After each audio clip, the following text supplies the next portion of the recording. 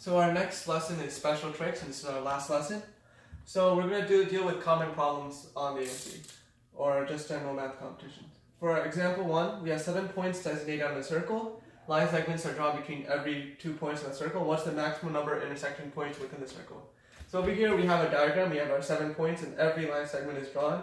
And if we really wanted to, we could just count them, right? So 1, 2, 3, and so on, but that's kind of boring, right? And that doesn't work, especially if you change the 7 maybe to 100 points. That's not really going to help at all. So we think, alright, so what's the cool way to actually count these intersection points? So in order to do this, we have to think about what these intersection points are. So they're crossing between 2 line segments, right? So every point has 2 line segments associated with it. So we might think, alright, we can have a bunch of line segments and we choose 2 of them to create every intersection point. So maybe that's a way. Except we notice that sometimes they don't intersect. For example, if we choose this line segment and this line segment, it doesn't intersect and that won't create an intersection point. So our formula doesn't work. So we think, alright, so what do these 2 line segments come from? And well, each line segment is created by 2 different points. So maybe we can think of 4 points. So let's do that. Let's think about 4 points, any random 4 points. And if you draw all the line segments in between them, we realize that they only create 1 intersection point. So that's good, because every group of 4 points is corresponding to 1 intersection point.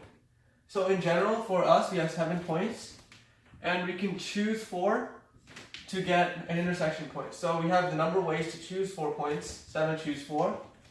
And if you evaluate that, that is 35. So now, if we extend it, if you have n points, that's n choose 4 intersection points.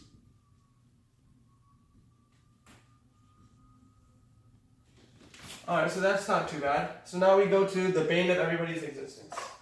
How many rectangles are in the picture below?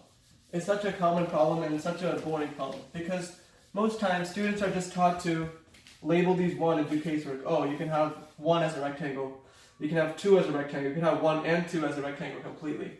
And that just gets really tedious. So now I'm going to show a better way to do it.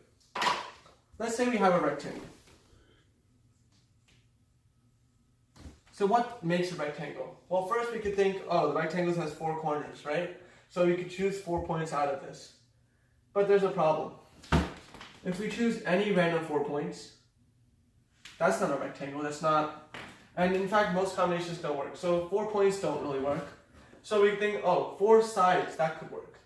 If we choose 2 horizontal and 2 vertical sides, right, and then we can create any rectangle. And in fact, this is what we should do. So how many ways are there to choose 2 vertical sides? Well, if we have an m by n rectangle, if we have m squares, we have m plus 1 lines. So we have n plus 1 choose 2 ways to choose the 2 vertical lines, and n plus 1 choose 2 ways to choose the horizontal lines. So in general, we have an n plus 1 times n plus 1, n plus 1 choose 2 times n plus 1 choose 2 rectangles. So in our case, we have 12 squares, so we have 13 choose 2. And we have, as our height, 8, so times 9 choose 2.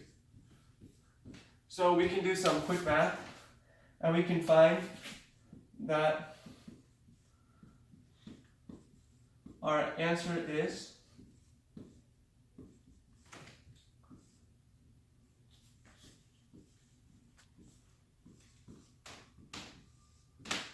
2,808.